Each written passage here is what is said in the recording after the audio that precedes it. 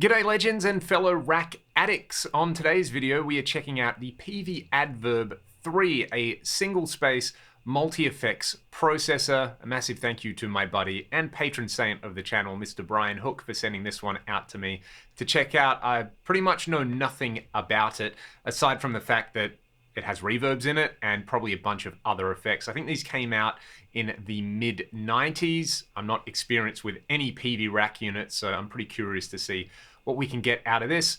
PRS SE DGT. I'm in the split coil mode. I've got both pickups selected at the moment. Let's just hear this X chamber preset. I scrolled through until I heard something that I liked from the factory presets, and I'll go through and show you how you can dial in your own sounds on here, as well as showing off some of the factory sounds. Pretty basic layout, input and output level controls, and you've got a bunch of buttons. There's a bypass over here. You can select and load programs with this encoder and this button over here. Then you've got all your parameter editing on the other side. Let's have a listen to this at the stock settings, or I should say the factory settings.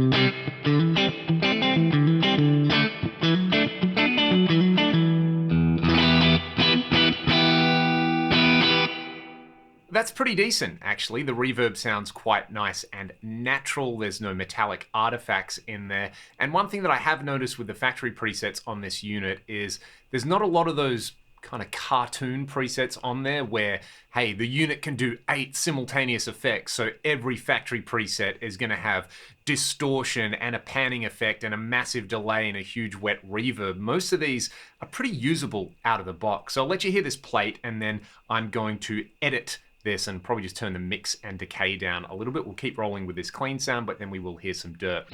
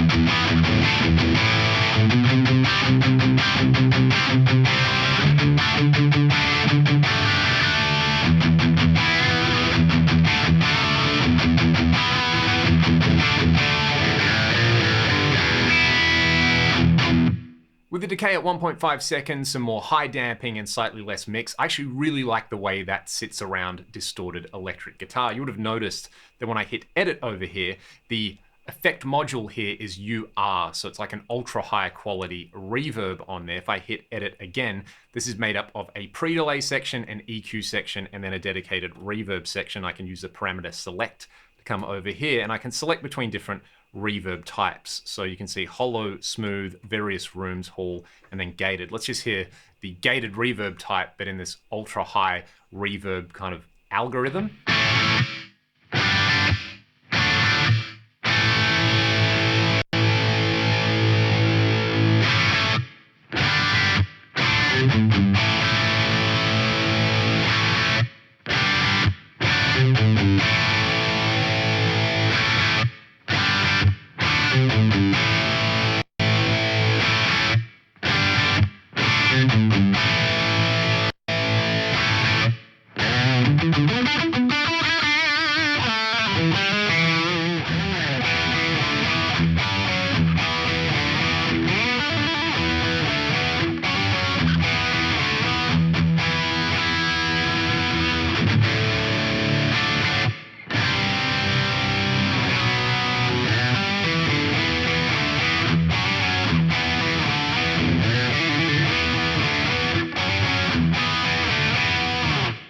there's a decent level of customization available there. It definitely doesn't get as deep as, say, a lexicon rack unit. I'm not saying that's a bad thing either, because something like the PCM81, there's so many parameters in there, it's pretty easy to get lost, but it's pretty decent sounding reverb in there. It's not really going to blow your mind, but it's also not cheesy and cartoon-like in there. Very serviceable if you were using this as just a dedicated reverb in a PA or something like that. I'm sure it would be totally fine. And for the money these went for back in the day, a pretty good deal. You can, of course, select a bunch of different effect blocks, and if you're not using this ultra block in here, you can actually chain up to 8 simultaneous effects together. So you've got stuff like delay, chorus, compressors. There's even overdrive and distortion, which we'll hear at the end of the video in front of an amp, but I want to hear a delay over here. So I've got that. I'm then going to dive in here, and you can see we can select between stereo, tapped, or mono delay. Let's go tapped. Let's live on the edge. And what do I have? I've got a left delay. All right, let's go 300 milliseconds-ish over there. And we'll just keep cranking this thing up until we get to it. For the right delay, again, I'm gonna crank this along. We'll go 400 milliseconds, so we have a nice dual delay happening. I can then adjust the feedback. There's this tape simulation in here, which I'm guessing is a high cut or a low pass filter. I'm gonna set that to 4K over here. Then we've got the overall mix, and then we're back into the type. So not a massive set of parameters for the delay, but certainly enough to get something that should work nicely on a lead delay like this.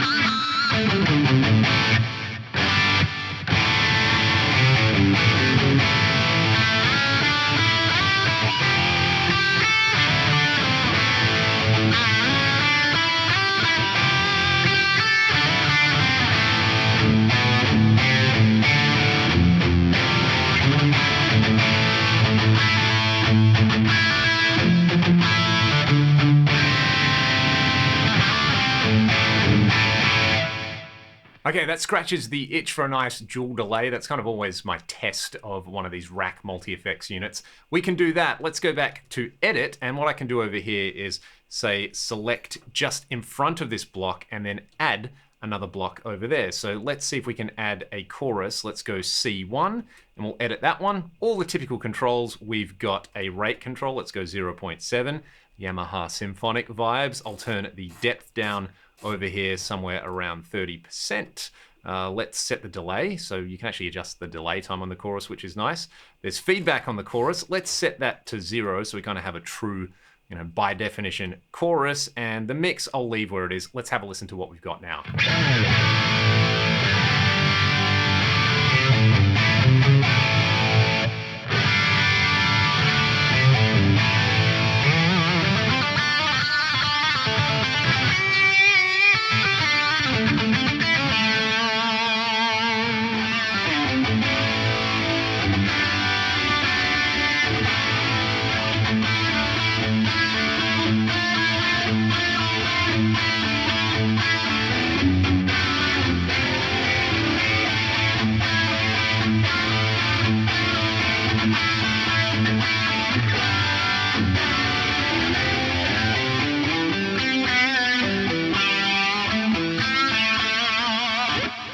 Let's see if we can add some reverb to all of that now. I'm going to select after the delay. I should mention as well, you can run these either in series or in parallel. I'm just going to run it all in series for now. So let's do this. What am I trying to select? I want to add something over here, and let's just take a look. We've got a standard reverb over here. I can set the type as spring, room, stage, hall, gated, reverse.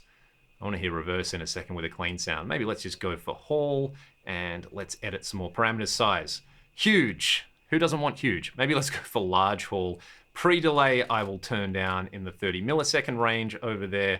Overall time, maybe let's go for about 3 seconds. What else do we have on here? Damping, let's turn that on at about 4K. Mix, I want a lot less mix on there. Let's go to say 20%. The sound of that encoder, reminds me of something. It's one of those things where it's like, is that sound annoying or is it enjoyable?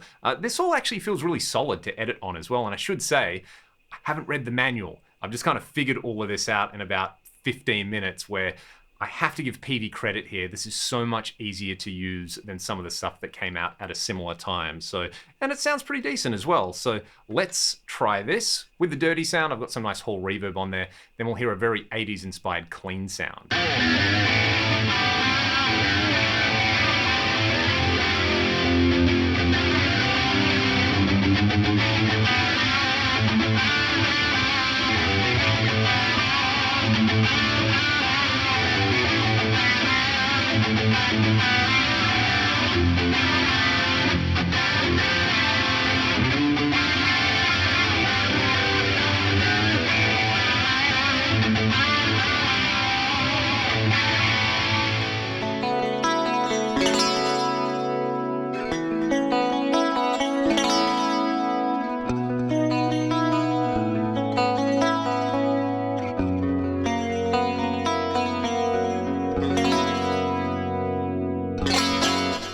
Let's try some other effects in there now. I've just got a single pitch block loaded in. If I hit edit, you can see the parameters that are available. I can set the pre-delay and the overall amount of pitch shifting. I can also have some micro pitch in here. So that's -9 cents. Bit of feedback in there, and I can set the left and right mix over there. So let's just have a listen to what this sounds like added in again on this plastic 80s clean sound.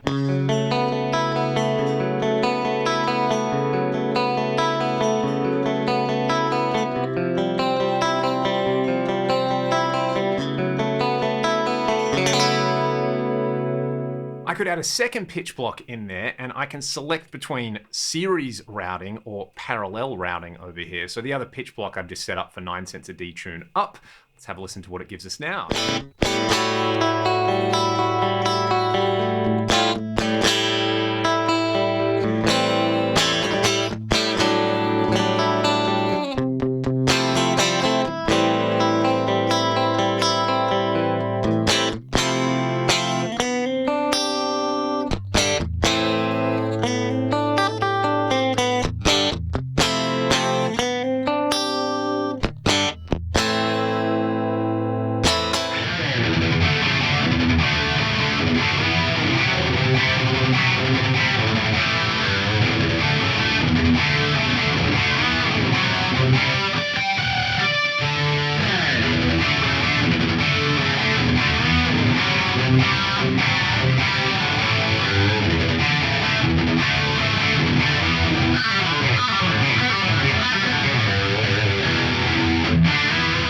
That is a pretty decent Greasy Detune. Again, let's move over here and add another block. What I'm going to do here is not hit edit, I'm going to hit add or delete, and let's just run that again into a delay. I'll hit edit here. Still got the tap delay with the same settings from before. Actually, what's the maximum delay time on this? How much can I get?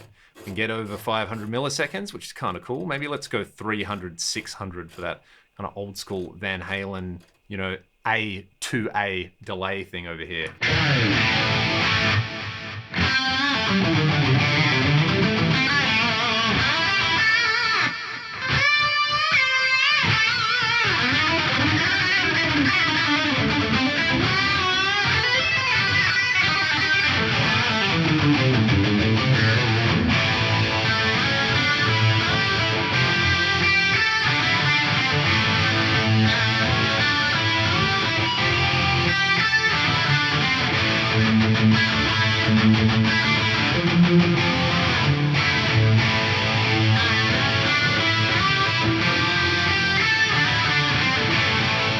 That definitely passes the Greasy lead tone test on there. The delays are really solid. The detune sounds pretty good. I like the chorusing in there, and the reverbs exceeded my expectation on there. Looking at this, I kind of expected them to be pretty cheesy and metallic sounding, but I think they're really quite good for this particular unit. You can run up to 8 effects blocks in a single patch, so I've got a few factory presets here so that we can hear the distortion, figure out exactly how bad it could be. So this one's called Reverb F57. I've rerouted this so my guitar's going into the Adverb, then a stereo pair of amps on my Axe FX3. So we've got this like pre-gain, if you like. What do we have? 3-band EQ, compressor, reverb, and delay. We'll go to the tap mode on here. Let's have a listen to it again. Stereo clean amps on the Axe.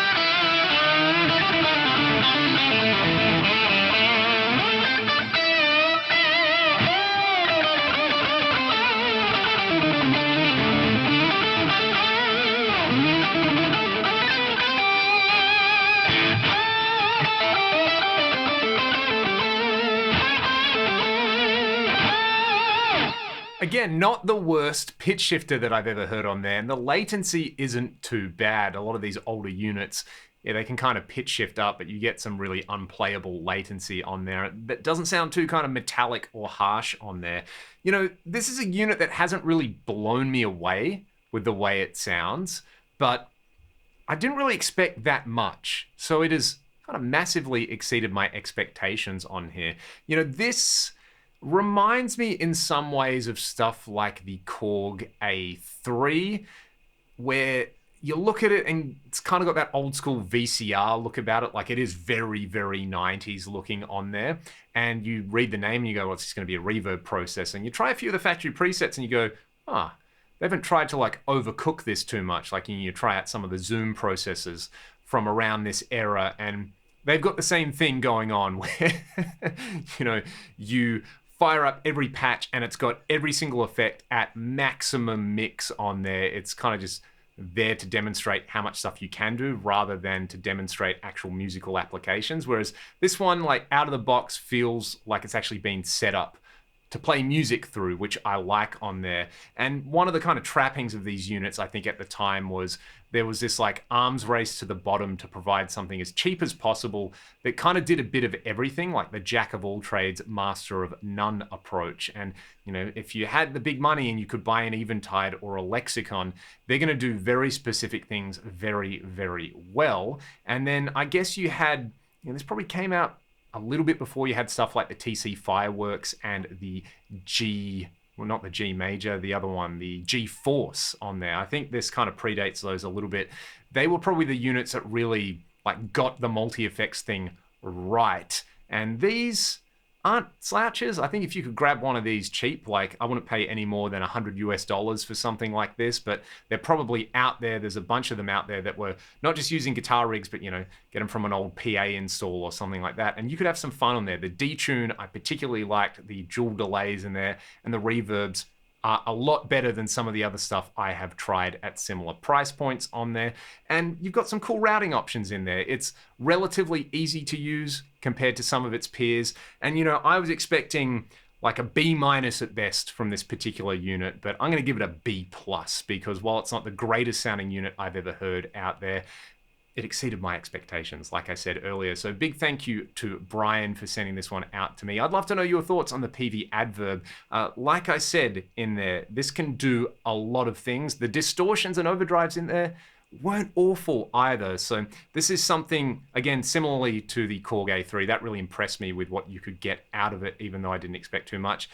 This PEAVEY ADDVERB, well done. Well done, PEAVEY, for putting out something in the mid-90s that doesn't just kind of seem like a joke 30 years later. And from what I understand, these were priced very, very competitively at the time. I'm fairly certain there's a Sound on Sound article about these where they kind of glow about the price points. So if you had one of these back in the day, let me know. If you've got one of these and you picked it up really cheap recently and you're using it in your retro rack rig, let me know. Otherwise, have a great day. Be good to one another. Make some greasy guitar noises, and I'll see you all next time. Cheers.